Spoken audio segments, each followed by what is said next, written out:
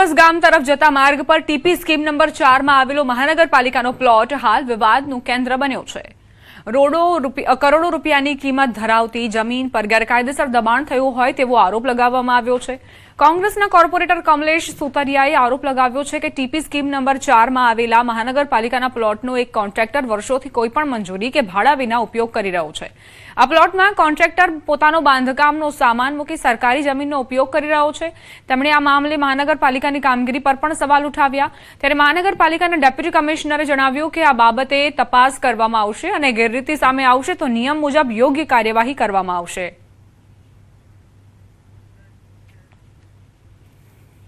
માહિતી મુજબ મહેસાણા મહાનગરપાલિકાનો આવડો મોટો પ્લોટ કે જે મહેસાણા મહાનગરપાલિકાની માલિકીનો છે, તેનું પ્લોટનું કોઈ પણ જાતનું ભાડું મહેસાણા મહાનગરપાલિકાની અંદર જમા થતું હોય એવું ધ્યાને આવેલ નથી।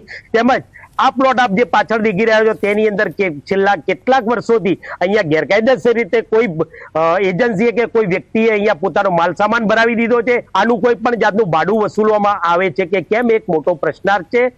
મહેસાણા મહાનગરપાલિકાએ તાત્કાલિક ધોરણે આ બાબતે તપાસ કરવી જોઈએ। એવી અમને 2-4 માધ્યમોથી જાણવા મળ્યું છે કે એક પ્લોટ છે અને કોર્પોરેશન વિસ્તારમાં કોઈ કોન્ટ્રાક્ટરનો સામાન પડ્યો રહે છે, તો અમે અમારા લોકલ જે અમારી કોર્પોરેશનના એન્જિનિયરો છે, ટીપીની ટીમ છે, એને સ્થાનિક મોકલીને તપાસ કરાવી લઈએ છીએ હકીકત આમાં શું છે। એમ જે પ્લોટ છે તો એ કબજો કરવાનો મતલબ શું હતો, એનો પર્પઝ શું છે, કોર્પોરેશનને એ જગ્યા બીજા હાલ ટેમ્પરરી કોઈ યુઝફુલ થઈ શકે એમ હતી કે કેમ, આ બધા એંગલોને લાગુ કરીને અમે એમાં તપાસ કરી લેશું। અમદાવાદના સીજી રોડ પર રાહદારીઓની સુરક્ષા માટે અમદાવાદ મ્યુનિસિપલ કોર્પોરેશન દ્વારા સ્થાપિત કરાયેલું શહેરનું પ્રથમ પેડેસ્ટ્રીયન પેલિકન સિગ્નલ કેટલાક અસામાજિક તત્વો દ્વારા તોડી પાડવામાં આવ્યું છે। સ્થાપનાના માત્ર 9 દિવસમાં જ અંદાજે 6 લાખની કિંમત ધરાવતી આ સ્માર્ટ સિસ્ટમની ગ્લાસ પેનલ અસામાજિક તત્વોએ તોડી નાખી। આ ઘટનાને લઈને મ્યુનિસિપલ તંત્ર દ્વારા જવાબદાર લોકો સામે પોલીસ ફરિયાદ નોંધાવવાની કાર્યવાહી હાથ ધરવામાં આવશે। વડી પેલિકન સિગ્નલ કાર્યરત હોવા છતાં અનેક વાહન ચાલકો લાલ સિગ્નલનું પાલન કરતા નથી અને વાહનો અટકાવ્યા વગર આગળ વધતા જોવા મળે છે, જેથી એવું સાબિત થઈ રહ્યું છે કે આ સિસ્ટમના ઉપયોગ માટે જનજાગૃતિનો અભાવ છે। અમદાવાદીઓ માટે જે મહત્વપૂર્ણ પગલું લેવામાં આવ્યું હતું, અમદાવાદના સીજી રોડ ઉપર પેડેસ્ટ્રીયન સિગ્નલ છે તે લગાવવામાં આવ્યું હતું, પરંતુ અત્યારે આપ જુઓ તો આ સિગ્નલ જે છે તેને અસામાજિક તત્વોએ તોડી નાખ્યું છે।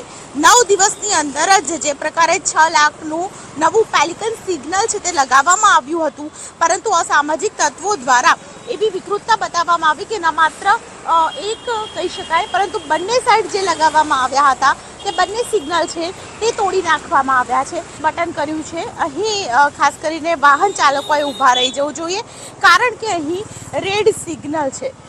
કેટલાક વાહન ચાલકો ઊભા રહી ગયા, પરંતુ કેટલાક વાહન ચાલકો છે હજુ પણ તેઓ સિગ્નલ ક્રોસ કરવા માટે ખાસ કરીને ઊભા નથી રહ્યા। એટલે કહી શકાય કે જે પ્રકારે લોકો છે તે સિગ્નલ રેડ લાઇટ અહીં પણ છે, પરંતુ અહીં વાહન ચાલકો આપ જુઓ તો અહીં પણ વાહન ચાલકો છે તે ઊભા નથી રહી રહ્યા કે લોકો ઉપયોગી જે સિગ્નલ બનાવવામાં આવ્યા હતા તેનો લોકો જ કેવી રીતે આ રીતે આ સામાજિક તત્વો તોડી રહ્યા છે અને લોકો શા માટે પ્રેક્ટિકલી તેનો અનુભવ નથી કરી રહ્યા અને પ્રેક્ટિકલી શા માટે તેને ખાસ કરીને તેનો વપરાશ નથી કરી રહ્યા। દીપિકા ખુમાર, ન્યૂઝ 18 ગુજરાતી, અમદાવાદ।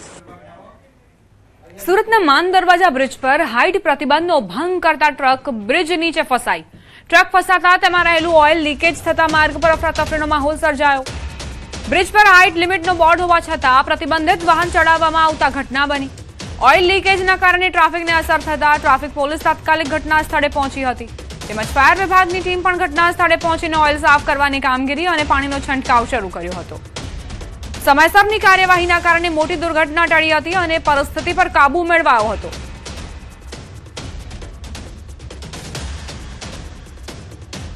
દીપડાઓને જંગલ બહાર આવતા રોકવા સુરત વન વિભાગનો નવતર પ્રયાસ। માંડવીના જંગલમાં દીપડાઓને પૂરતો કુદરતી ખોરાક મળે તે માટે ગીરમાંથી લાવવામાં આવેલા 50થી વધુ હરણોને 3 તબક્કામાં જંગલમાં મુક્ત કરવામાં આવ્યા। છેલ્લા કેટલાક વર્ષોમાં માંડવી વિસ્તારમાં દીપડાઓની સંખ્યા વધીને 100થી વધુ થઈ છે। વન વિભાગ હરણોની હલચાલ અને આરોગ્ય પર સતત નજર રાખી રહ્યું છે। અધિકારીઓનું માનવું છે કે પહેલેથી દીપડાઓ માનવ વસાહતો તરફ ઓછા આવશે અને ભવિષ્યમાં માનવ તેમજ વન્યજીવો વચ્ચે થતી ઈજા કે સંઘર્ષની ઘટનાઓ પર પૂર્ણ વિરામ મૂકી શકાય।